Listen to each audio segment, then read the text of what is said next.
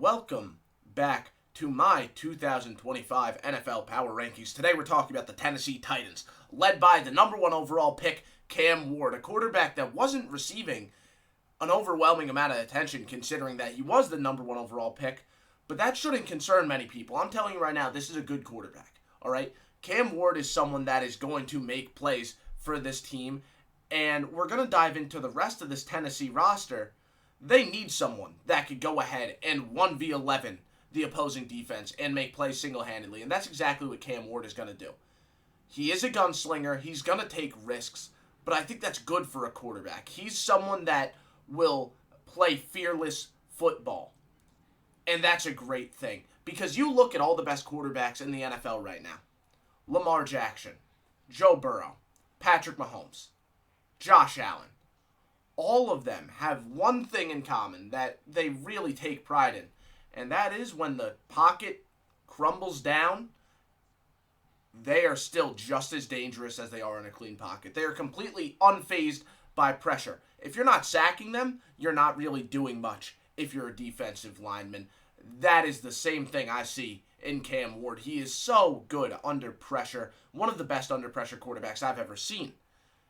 Now, there is definitely some area for him to grow. He needs to learn a little bit more about performing in structure. Some of those risky decisions are a little bit of head scratchers, but still, Cam Ward is going to make plays for this team. I'm telling you, he can do a lot for this Tennessee team. But it would be nice if he had a little bit more help. You look at this receiver room, it might just be the single worst in the NFL.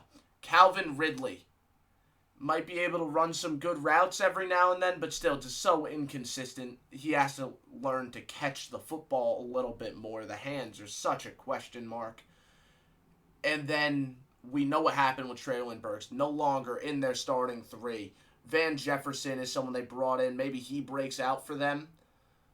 But they need something to really give here. Whether it's Tyler Lockett turning back the clock, Calvin Ridley turning back the clock, Van Jefferson having that breakout season, maybe one of the young guys that they drafted. Of course, they drafted Ayumanner out of Arkansas. He's someone that might be able to contribute a little bit more than I'm giving him credit for. They need someone to really establish themselves as a true, reliable target for Cam Ward because I look at this depth chart, I get very, very worried. But I will say the running game might be able to do a decent amount. Okay. You look at the offensive line, you have Kevin Zeitler, right? You have J.C. Latham, who is a physically imposing guy. I look at that starting five, they're going to push people around. There is no doubt about that. They also have a nice duo of backs with Tony Pollard and Tyjae Spears. I'm excited to see what they do with those two. But we know how Brian Callahan is. He wants to win the game through the air. His pass protection scheme is very often putting a lot on the quarterback, to say the least. He likes to run a lot of scat protection. That means there's only 5 guys blocking. The running back is going to go on a route, and so are the other 4 eligible receivers. That works really well when you have a Joe Burrow who could process everything very, very quick. But Cam Ward, like I said, he's a quarterback I like. I don't know if he could quite operate that offense right now. It works really well for some quarterbacks. Other quarterbacks, it doesn't really. Putting that running back out on a route and taking him out of protection doesn't matter if the quarterback cannot go through all 5 of his progressions before getting sacked. So I'm a little bit concerned about the scheme fit there. I also think Brian Callahan's offense depends a lot on just having dominant receivers. And like I said, this is one of, if not the worst receiver core in the NFL. When you have simplistic route concepts, the only way you're really going to win is if you're physically just better than your opposition. I can't really say that about many guys in this Tennessee receiving room. So I do have concerns, but I have a lot of faith in Cam Ward. I like that running back duo. I think that offensive line can push people around.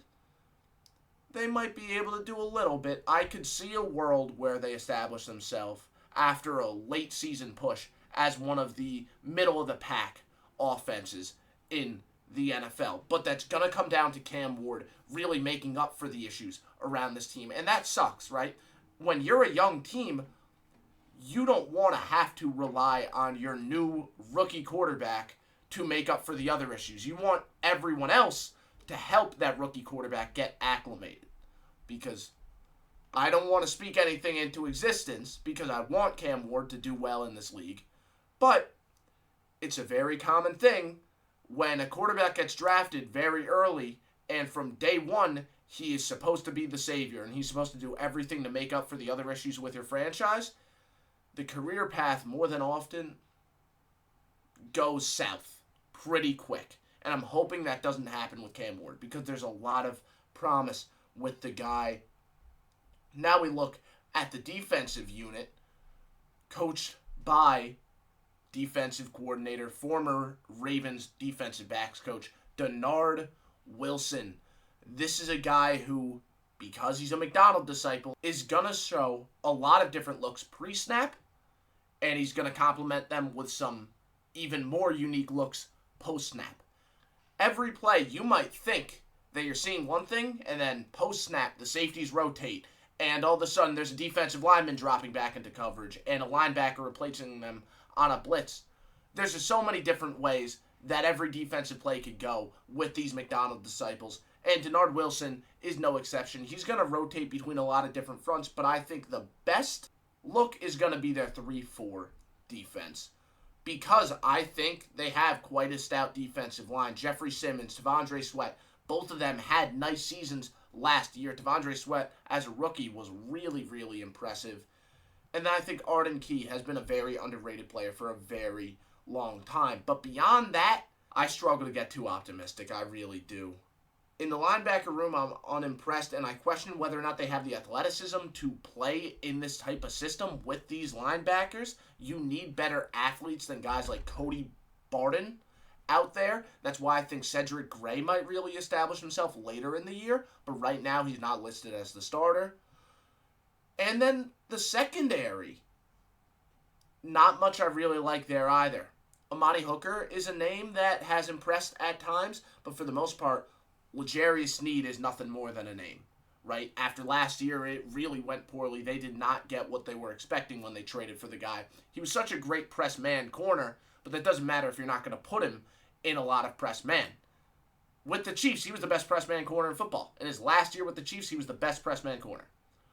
But they're not putting him in too much press man. They're trying to make him do this other stuff, and he's just not that good at it. Jarvis Brownlee and Roger McCreary, the nickel corner, both were unimpressive. In my opinion, McCreary had some flashes, but I want to see more from both of those two. It's not a defense that I love, but I think that defensive line can control a lot for them.